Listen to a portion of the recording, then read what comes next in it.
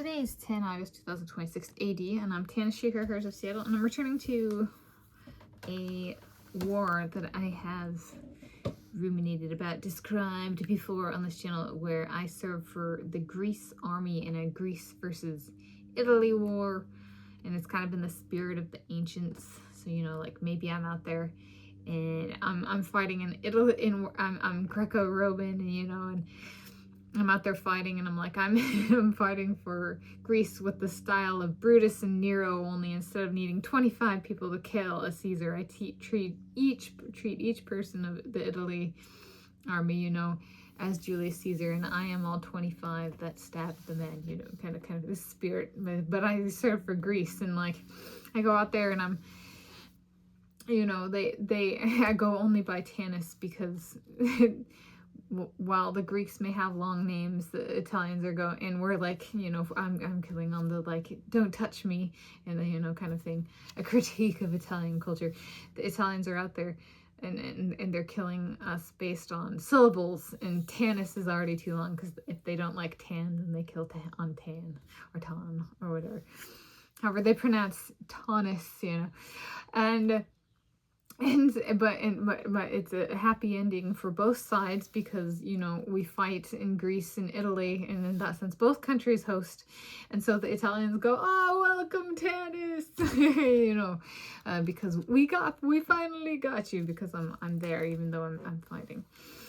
And so it's like, okay, to keep the spirit of hosting alive, what might be a war, like, kind of like, but keeping a hosting kind of spirit alive, where I, like, you know, I'm there and I'm like, you know, killing them, don't touch me, and there's a hosting spirit of like critiquing me and what it means to be hosted or to be hosting. And I was like, a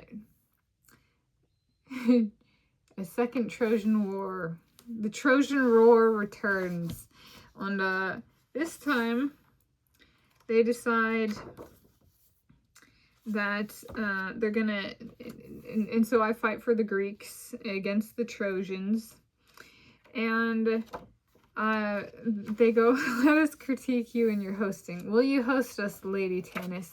You're descended from those bad Greek guys in the Trojan War before, if you didn't know that, little honey. So, long lost descendant of Agamemnon, we're gonna send you a gift, and you get to host us like we hosted your Trojan horse. How poorly could it go? And so I'm in Greece or something like that, and so they send me a sculpture of my favorite character from the Harry Potter series, the original 7 books, Professor Snape. And inside Professor Snape, you know, so the Greeks sent the Trojans a Trojan horse, and inside were soldiers. So it comes to me, and it's about the size of a human, and I'm like, okay, it's just Professor Snape. I love Professor Snape. He's my favorite character. I resonated very much with the House of Slytherin, Tom Riddle, that kind of thing. So, okay, I'll host the sculpture. But the sculpture is about human size. So I'm like, all right. And there's like a compartment to open, and I go in, they're like, this shall teach you of your Greece ancestors. I open it, and it's a West African gaboon viper.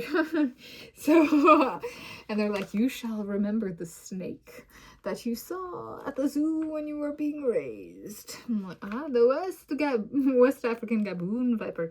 They had one of these, so this is the encyclopedia of animals, and it's, so vipers are one of the 7 deadliest snakes in the world.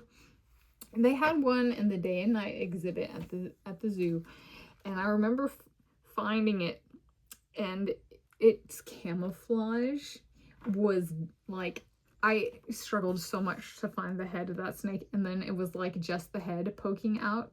It's called a pit viper. So essentially they like lie under leaves in like a pit in the ground, and then they strike their prey.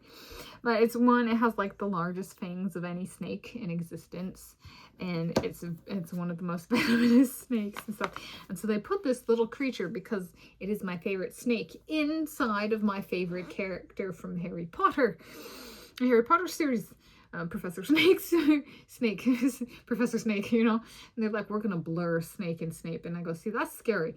This thing goes, you know, so like I saw it's like, you know, it's body, and it's a big snake, so it's like, you know, its head was there, and then its body, and I saw it multiple times. It was one of those snakes that I sought out in the day and night exhibit, if I'm recalling correctly, and yeah. And so, and like, but like, I didn't always see the head connected to the body, and I was like, whoa. But they're, yeah. And they can hunt at night. They like to strike prey during the night. But like, I thought that was good. At the day and night exhibit, we didn't ever see them getting fed. And it was because it was part of the day exhibit, and they like feed in dark. And so I was like, so when the lights go off, you know, the zoo is closed, the snake gets its food, or could. And so it's like part of hosting, but then also economics of like, when this war, the whole world can go to the day and night exhibit at their local zoo and see the snake that we sent Tanis because she had to fight it off to survive against those massive things. And I'm like, seeing a rattlesnake in nature itself was that happened multiple times. It was they're different in person, I have found, than as portrayed even in video form. So like in like, you know, informational, like on TV, like PBS perhaps when I was growing up, I was like, whoa, or something like that. So there we go. The Trojan War, where they pick on me because I'm actually a descendant of like Agamemnon, and they're like, it was Helen of Troy, and it's now Tanis of, oh, do we get to choose? Tanis of Sparta, Tanis of Athens, Tanis of Ithaca.